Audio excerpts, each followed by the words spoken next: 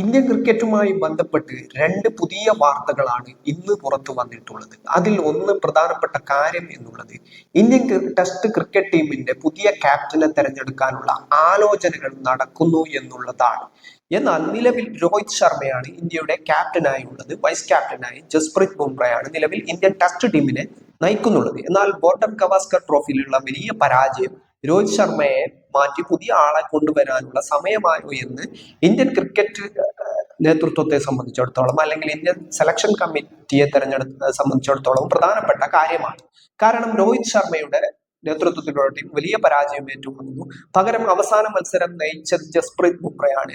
ആദ്യ ടെസ്റ്റ് നയിച്ചത് ജസ്പ്രീത് ബുംറയാണ്. ആദ്യ ടെസ്റ്റിൽ മാത്രമാണ് ഇന്ത്യക്ക് ബോർഡർ ഗവാസ്കർ ട്രോഫിയിൽ വിജയിക്കാൻ കഴിഞ്ഞത് എന്നുള്ളത് ആണ് ഈ ടൂർണമെന്റിന്റെ പ്രത്യേകത എന്നുണ്ടായിരുന്നത്. അതുകൊണ്ട് തന്നെ ഇപ്പോൾ പ്രധാനപ്പെട്ട പോയിന്റ് എന്നുള്ളത് ജസ്പ്രീത് ബുംറ ഇന്ത്യയുടെ ടെസ്റ്റ് ക്യാപ്റ്റനാകുമോ എന്നുള്ള ആലോചന നടക്കുന്നുണ്ടോ എന്നുള്ള ചോദ്യമാണ് ഉയരുന്നത്. പക്ഷെ ഇപ്പോൾ പുറത്തു വരുന്ന വിവരങ്ങൾ പ്രകാരം മനസ്സിലാക്കാൻ കഴിയുന്നത് നിലവിൽ ചാമ്പ്യൻസ് ട്രോഫിയിൽ അടക്കമുള്ള ക്രിക്കറ്റ് ടൂർണമെന്റുകളിൽ രോഹിത് ശർമ്മ തന്നെയാകും ഇന്ത്യയുടെ ODI ടീമിനെ നയിക്കുക എന്നുള്ളതാണ്. എങ്കിൽ പോലും ഇന്ത്യയുടെ അടുത്ത ODI ക്യാപ്റ്റനായി ആരെ തെരഞ്ഞെടുക്കണമെന്നുള്ള ആലോചനകൾ തുടങ്ങിയിട്ടുണ്ട് എന്ന് വ്യക്തമാക്കുന്നുണ്ട്. പക്ഷെ എങ്കിൽ പോലും ടെസ്റ്റ് ടീമിനെ സംബന്ധിച്ചിടത്തോളം ഇപ്പോൾ പുറത്തു വരുന്ന വിവരങ്ങൾ പ്രകാരം മനസ്സിലാക്കാൻ കഴിയുന്നത് ജസ്പ്രീത് ബുംറയെ തുടർ ടെസ്റ്റുകളിൽ അല്ലെങ്കിൽ വരാൻ പോകുന്ന ടൂർണമെന്റുകളിൽ ക്യാപ്റ്റനായി കൊണ്ടുവരാനുള്ള ആലോചന ഇന്ത്യൻ ടീമിന് ഇല്ല എന്നുള്ള വിവരമാണ് പുറത്തു വരുന്നത്. കാരണം ഇതിൽ പ്രധാനപ്പെട്ട കാരണമായിട്ട് പുറത്തു വരുന്നുള്ളത് ജസ്പ്രീത് ബുംറയുടെ പരിക്കാണ്. അദ്ദേഹം നിരന്തരമായി പരിക്കുകൾ വേട്ടയാടുന്ന ഒരു ഫാസ്റ്റ് ബോളർ കൂടിയാണ്. ഇന്ത്യയുടെ ഏറ്റവും പ്രധാനപ്പെട്ട താരമാണ്. അങ്ങനെയുള്ള വലിയ ചുമതല അദ്ദേഹത്തെ സംബന്ധിച്ചിടത്തോളം ഉണ്ടാവുന്നുണ്ട്. അതുകൊണ്ട് തന്നെ അദ്ദേഹത്തിന് ഓരോ ടൂർണമെന്റ് കഴിയുമ്പോഴും അദ്ദേഹത്തിന്റെ ഫിറ്റ്നസ് ലെവൽ പരിശോധിക്കുകയും ആ ഫിറ്റ്നസ് എത്രത്തോളം ഉണ്ട് എന്നുള്ള ആശങ്കകൾ ഓരോ ടൂർണമെന്റ് കഴിയുമ്പോഴും ഉണ്ടാവുന്നുണ്ട്. ഇത്തരത്തിൽ അവസാന ടെസ്റ്റിലടക്കം ഓസ്ട്രേലിയക്കെതിരെ അവസാന ടെസ്റ്റിൽ അദ്ദേഹത്തിന് അവസാന ഇന്നിംഗ്സിൽ പന്തെറിയാനൊന്നും സാധിച്ചിട്ടില്ല. അതുകൊണ്ട് കൂടിയാണ് ഞങ്ങൾ വലിയ വിജയം നേടിയത് എന്നുള്ള ആത്മവിശ്വാസം ഓസ്ട്രേലിയൻ ടീമിന് ഉണ്ടായത് എന്നാണ് മനസ്സിലാക്കാൻ കഴിയുന്നത്. എങ്കിൽ പോലും ജസ്പ്രീത് ബുംറയ്ക്ക് നിരന്തരമായി ടെസ്റ്റ് കളിക്കുകയും അല്ലെങ്കിൽ ആ ടീമിനെ നയിക്കാനുമുള്ള അദ്ദേഹത്തിന്റെ ഫിറ്റ്നസ് ലെവൽ അല്ലെങ്കിൽ അദ്ദേഹത്തിന് പരിക്കേൽക്കാനുള്ള എല്ലാ ടൂർണമെന്റുകളിലും അദ്ദേഹത്തെ കിട്ടാനുള്ള സാധ്യതകൾ അവൈലബിലിറ്റി പരിശോധിക്കുമ്പോൾ ഇന്ത്യക്ക് മറിച്ചൊരു തീരുമാനത്തിലേക്ക് കടക്കേണ്ടി വരും എന്നുള്ള ആലോചനകളാണ് ഉയരുന്നുള്ളത്.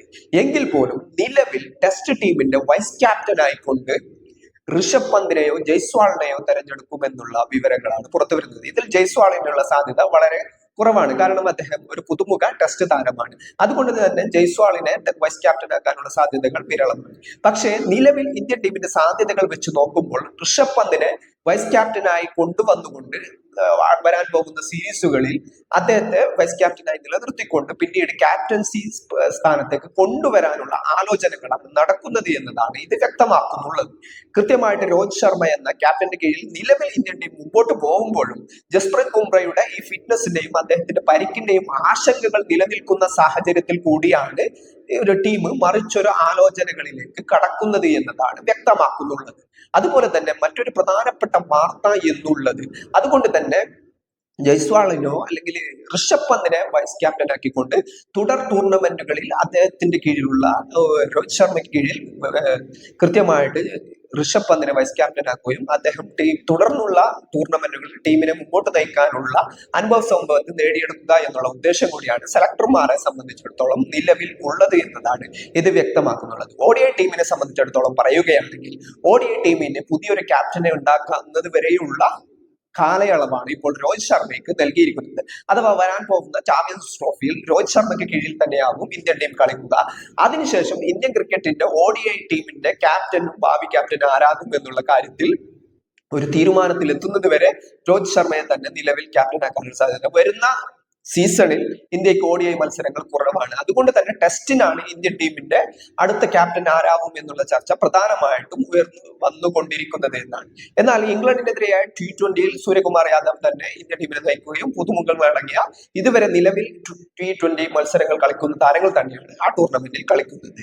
മറ്റൊരു പ്രധാനപ്പെട്ട വാർത്ത എന്നുള്ളത് കരുൺ നായരുടെ തിരിച്ചുവരവുണ്ടാകുമോ എന്നുള്ള ചോദ്യമാണ്.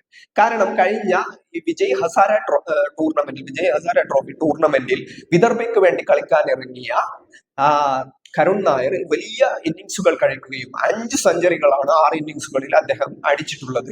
അങ്ങനെ വിദർഭയുടെ വലിയ മുന്നേറ്റങ്ങൾക്കുള്ള ചുക്കാൻ പിടിച്ചത് അദ്ദേഹമാണ്. 600-ന് മുകളിൽ അദ്ദേഹം ഈ ടൂർണമെന്റിൽ സ്കോർ ചെയ്യുകയും ചെയ്തു. അതായത് കൃത്യമായിട്ട് 6 ഇന്നിങ്സുകളിൽ 5 സെഞ്ചുറിയാണ് കരുൺ നായർ നേടിയിരിക്കുന്നത്. അതുകൊണ്ട് തന്നെ കരുൺ നായരുടെ ഒരു തിരിച്ചുവരവുണ്ടാകുമോ എന്നുള്ള ചോദ്യം ഉയരുന്നുണ്ട്. പക്ഷെ ഇപ്പോഴേ 33 വയസ്സ് ഓൾറെഡി ആയിക്കഴിഞ്ഞ കരുൺ നായരെ തുടർന്ന് ഭാവി ഇന്ത്യയുടെ പദ്ധതികളിലേക്ക് കൊണ്ടുവരുമെന്നുള്ള കാര്യം സംശയമാണ്. നേരത്തെ ആദ്യം ഇന്ത്യക്ക് അരങ്ങേറിയതിനു ശേഷം ട്രിപ്പിൾ സെഞ്ചുറി അടക്കം നേടി വലിയ പ്രതീക്ഷകൾ തന്നിരുന്ന താരമാണ് കരുൺ നായർ എന്നുള്ളത്. പിന്നീട് ഇന്ത്യൻ ടീമിലെ മോശം പ്രകടനം കൊണ്ട് ടീമിൽ നിന്ന് പുറത്താവുകയും പിന്നെ വലിയ രീതിയിൽ IPL നിന്നടക്കം പുറത്തു പോകുന്ന സാഹചര്യവും അദ്ദേഹത്തെ സംബന്ധിച്ചിടത്തോളം ഉണ്ടായിട്ടുണ്ട്.